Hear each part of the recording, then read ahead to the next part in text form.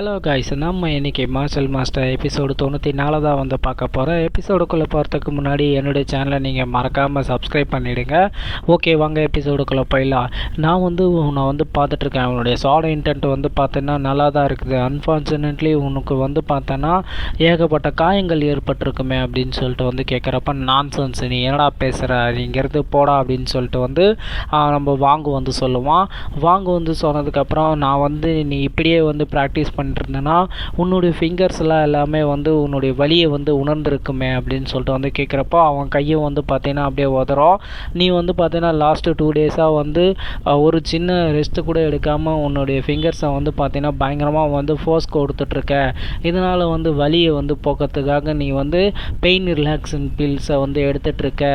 அது இருந்தால் கூட உனக்கு பார்த்தோன்னா அந்தளவுக்கு ரெக்கவரி ஆகிருக்காது அப்படின்னு சொல்கிறப்போ, உனக்கு எப்படி தெரியும் அப்படின்னு சொல்கிறப்போ, இது இம்பார்ட்டண்ட் இல்லை, எனக்கு தெரியும், நீ ரொம்ப ப்ராக்டிஸ் பண்ணுவ, அதனால் உன்னுடைய மெரிடியன் எல்லாமே ரொம்ப டேமேஜ் ஆகிருக்கு. அதனால் பார்த்தோன்னா உன்னுடைய சாடு ஹோல்ட் பண்ணுறது கூட உனக்கு ரொம்ப பெயினாக இருந்திருக்குமே அப்படின்னு சொல்கிறப்போ, மறுபடியும் அவன் நான்சென்ஸ், நீ இப்போ என்ன சொல்ல வர, ஒழுங்காக சொல்கிறா அப்படின்னு சொல்லிட்டு கேட்குறப்போ, நான் சொல்கிறேன், நீங்கள் உங்களுடைய ஹார்மை பார்த்தீங்கன்னா உங்களுடைய அக்கு பாயிண்ட் மூலியமாக தொடுங்க அப்படின்னு சொல்கிறப்போ, உடனே அவன் கையை பார்ப்பான், சிவந்து போயிருக்கோம். சடனாக பார்த்தீங்கன்னா அப்படியே வலியால் கத்த ஆரம்பிப்பான்.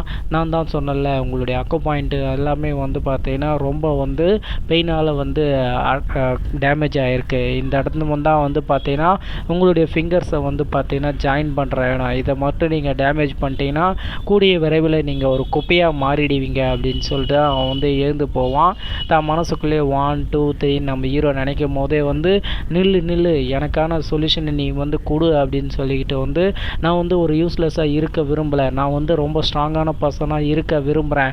என்னுடைய ஷார்ட் மேன்ஷிப்பும் பார்த்தீங்கன்னா இந்த 5 கிங்டம் காம்படிஷனில் நான் கொண்டுட்டு வர பார்க்குறேன், நான் சாதிக்கணும் அப்படின்னு சொல்லிட்டு சொல்கிறப்போ, சரி ஆசையாமல் இரு அப்படின்னு சொல்லி நம்ம ஹீரோ என்ன பண்ணுவான்னா, அவன் கையில் இருக்க அந்த நீடில்ஸை பார்த்தீங்கன்னா அப்படியே அவன் உடம்புல இன்சர்ட் பண்ணுவான். இன்சர்ட் பண்ணதுக்கப்புறம் பார்த்தீங்கன்னா மறுபடியும் ஒரே அடிக்கிறப்போ, ஆஹா இவன் என்ன இவ்வளோ வேகமாக இருக்கானே அப்படின்னு சொல்லிட்டு நம்ம போய் பின்னாடி விழுவான். அப்போ பார்த்தீங்கன்னா அவனுடைய ஸ்வாடை எடுத்து பார்த்தீங்கன்னா ஒரு பாறை மேலே வீசுவான். அந்த பாறை பார்த்தீங்கன்னா அப்படியே 2 துண்டாக போயிடும். என்னுடைய ஃபாஸ்ட் பார்த்தோன்னா 50% இன்க்ரீஸ் ஆகிருக்கு அப்படின்னு சொல்லிட்டு சொல்லுவான். உடனே நம்ம ஹீரோ தான் உன்னுடைய மெரிடியனில் இருந்த வீக்னஸ் எல்லாத்தையும் நான் ஆல்ரெடி ரிமூவ் பண்ணிட்டேன், அதை நான் ஓப்பனும் பண்ணிட்டேன். ஃப்யூச்சரில் நீ பார்த்தீங்கன்னா அந்த பிளட் ஸ்பிரிச்சுவல் போலில் குளிச்சேன்னா இன்னும் உங்கள்கிட்ட இருக்க பவர் இன்னும் இன்க்ரீஸ் ஆகும்னு சொல்கிறப்போ, தேங்க்யூ மிஸ்டர் சேன், நான் உனக்கு கண்டிப்பாக உதவி பண்ணுவேன். நான் ஆகிய நான் இந்த காம்படிஷனில் யாரையும் கொல்ல மாட்டேன், நானும் சாக மாட்டேன் அப்படின்னு சொல்கிறப்போ, இன்னொரு இம்பார்ட்டண்ட்டான விஷயம், ஃபஸ்ட்டில் ஒருத்தவங்க சர்வே பண்ணணும், ஒரு ஸ்வாட் மேன்ஷிப்னா என்னென்னு தெரியுமா அப்படின்னு சொல்லிட்டு ஒரு குச்சி எடுத்து நம்ம ஹீரோ என்ன பண்ணுவான்னா, அதில் அவனுடைய பவரை செலுத்தி நம்ம வாங்குக்கு நேராக நீட்டுவான். வாங்க பார்த்தீங்கன்னா அந்த மேன்ஷிப்பில் முழு அப்படியே மயக்கமான நிலைமைக்கு போய் அவனை யாரோ பார்த்தீங்கன்னா தரைக்கு அடியில் இழுத்துட்டு போகிற மாதிரி சில இல்யூஷன்லாம் வரும். சடனாக அப்படியே கதறிக்கிட்டு எழுந்திருப்பான். அப்போ தான் பார்த்தீங்கன்னா விடியலும் இருக்கும். இந்த லைட்டிங் என்னுடைய வாழ்க்கையை பயங்கரமாக இம்ப்ரூவ்மெண்ட் பண்ண நினைக்கிறேன். கூஃபிங் ஷார்ட் டெக்னிக்கை நான் பயன்படுத்துகிறேன் அப்படின்னு சொல்லிக்கிட்டு நம்ம ஹீரோ கையில் இருக்க அந்த குச்சியை பார்ப்பான். அந்த குச்சி பார்த்தீங்கன்னா அப்படியே துளுத்து வரும். அப்போ தான் ரியலி நான் ஸ்வாட் மேன்ஷிப்பை கற்றுக்க விரும்புகிறேன். இந்த ஸ்வாடு என்கிட்ட எப்படி வந்தது, இது சாதா ஸ்வாடு இல்லை அப்படின்னு சொல்லிட்டு அவன் அவங்க அப்பா கூட ட்ரைனிங் பண்ணிட்டு தான் அவங்க அப்பாவுக்கு அவங்க அம்மாவை யாரோ கொல்ல போகிறத பார்த்துட்டு இவங்க போயிட்டு காப்பாற்றும் போது அவங்களுடைய அப்பா இறந்துட்டு அந்த ஸ்வாடை பார்த்தீங்கன்னா நமக்கு வாங்கிட்ட தந்திருப்பார்.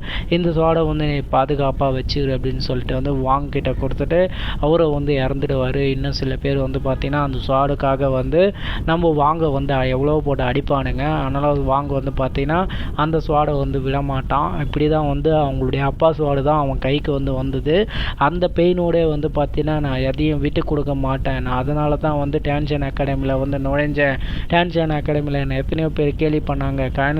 ஃபைனல் பேட்டரில் நான் லீக் விடும் போது என்னுடைய திறமையை வெளிப்படுத்தினேன். அது மூலயமா என்னுடைய பேர் பார்த்தீங்கன்னா இந்த உலகத்துக்கு தெரிகிற மாதிரி படுத்தினேன் அப்படின்னு சொல்லிக்கிட்டு கோபத்தோடு ஒட்டுமொத்த ஸ்வாடு இன்டர்ன்ஷிப்பையும் பார்த்தீங்கன்னா வெளியே கொண்டு வருவான். ஒரு மலையே பார்த்தீங்கன்னா அப்படி பேத்துக்கிட்டு போகிற மாதிரி இருக்கும்.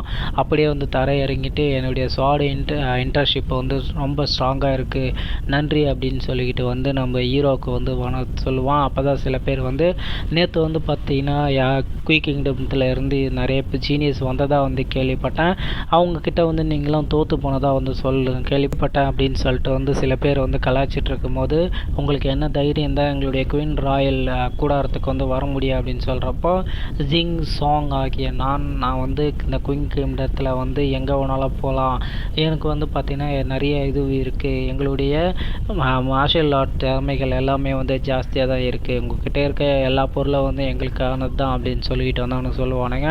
இதோடு வந்து இந்த எபிசோடை வந்து முடிக்கிறாங்க. வேறொரு எபிசோடுடன் சந்திக்கிறேன். என்னுடைய எக்ஸ்பிளேஷன் பிடிச்சிருந்தால் மறக்காமல் சப்ஸ்கிரைப் பண்ணி சப்போர்ட் பண்ணுங்கள். Lots of love guys. Thank you to வாட்சிங்.